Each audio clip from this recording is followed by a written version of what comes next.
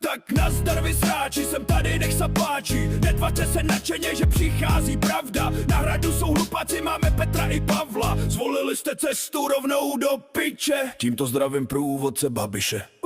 Za ním hrdě kráčí krutá banda. Okamura, Macinka, už chybí jenom Landa. To je skandal, Česko nemá dědice. Fú, Turkovi vystřelila pravice.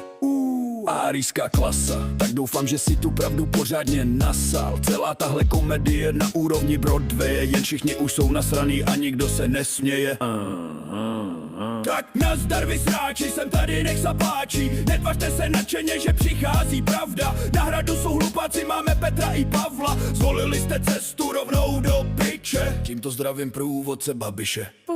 Máme tady zápletku jak z bečkového filmu. Jak Andy řídil stát jako firmu. Takovouhle píčovinu nedaj ani na damu. Máme tady dobroděje ulhaného Fialu. Ten nás všechny pojebával, ale aspoň po staru. Schillerova do focení ranec peněz nalila. Ale je to TikTok star, takže to zabila.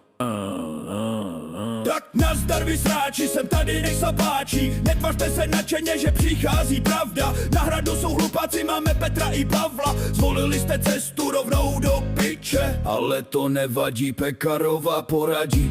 Česká naděje, co tě s vetrem zahřeje. Aspoň, že Dominik Ferry o tomhle neví. Snědáči se nepomohla, stejně sedí.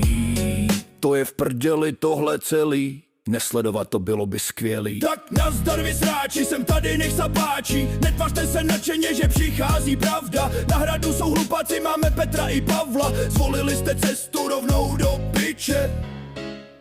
Tímto zdravím průvodce Babiše.